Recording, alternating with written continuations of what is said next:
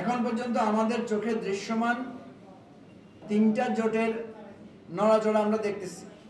একটা হচ্ছে বিএনপির নেতৃত্বে জোট, একটা হচ্ছে ইসলামিক দলগুলোর জোট, আরেকটা হলো এনসিপি বা ছাত্রদের যে অভ্যুত্থান, এই অভ্যুত্থান ভিত্তিক নতুন রাজনৈতিক দল আকাঙ্ক্ষা যারা আছে তাদের নেতৃত্বে একটা জোট। এগুলো এখনো আন্ডারগ্রাউন্ডে আলোচনা হচ্ছে, পাবলিকলি এগুলো আসতে আরো একটু সময় লাগবে। এটা যেভাবে যেই ফরম্যাটে আছে এর ফরম্যাটের বাইরে গিয়ে অন্যরকম হতে পারে। টোটালটাই নির্ভর করবে পরিবেশ পরিস্থিতির উপরে। আমরা যেটা চিন্তা করছি, দেখেন আমরা একসাথে সবাই মিলে একটা আন্দোলন করে অভ্যুত্থান করেছি। এখন এই কে পার্লামেন্টে যাবে কে যাবে না এটা নিয়ে এই বিভক্তি না করে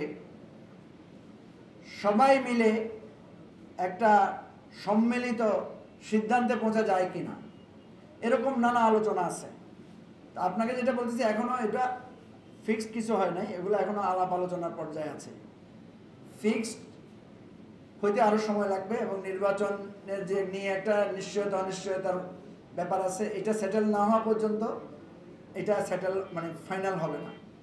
নির্বাচন ডিসেম্বরে হবে না ফেব্রুয়ারিতে হবে না জুনে হবে না আগে পিছিয়ে হবে, এইটা একটা সেটেলমেন্ট লাগবে।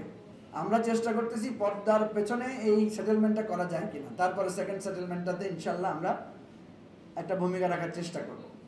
এবি পার্টির একটা সুবিধা আছে, এবি পার্টিকে সকল ধরনের রাজনৈতিক দলেরা তারা গুরুত্ব দেয়, পছন্দ করে, কারণ আমরা চেষ্টা করি দূরত্বগুলো কমানোর জন্য। যেমন আমরা ছাত্রদেরকে যাই বলি যে ভাই তোমরা এরকম করতেছো কেন, তোমরা তো এই আন্দোলনের সময় বিএনপি জামাত এই হেফাজত সবার কাছে কাছে গেছো, যাও নাই তো এখন তোমরা ওনাদেরকে অস্বীকার করতে চাও কেন? আবার তেমনিভাবে আমরা বিএনপিকে বোঝানোর চেষ্টা করি, জামাতকে বা অন্যান্যদেরকে বোঝানোর চেষ্টা করি যে ছাত্ররা যদি না আসতো, ছাত্ররা যদি রাস্তায় না নামতো, তো আমরা তো সবাই জেলেই থাকতাম, খালেদা জিয়া তো এখনো বন্দিই থাকতো, তা আপনারা তো অস্থির হয়ে যাচ্ছেন কেন?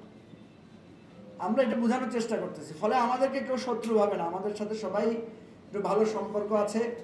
ইসলামিক দলগুলোর সাথে আছে, বামপন্থী দলগুলোর সাথে আছে, সরকারের সাথে আছে, এনসিপির সাথে আছে, বিএনপির সাথেও আছে।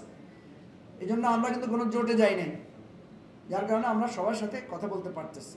তা আমরা চেষ্টা করতেছি, সফল হতে পারবো কিনা জানি না, তবে বাংলাদেশে যাতে একটা সুন্দর জোটবদ্ধ জায়গায় যাইতে পারে, একটা সুন্দর সলিউশন হতে পারে, এটার জন্য আমরা চেষ্টা করতেছি, কাজ করতেছি।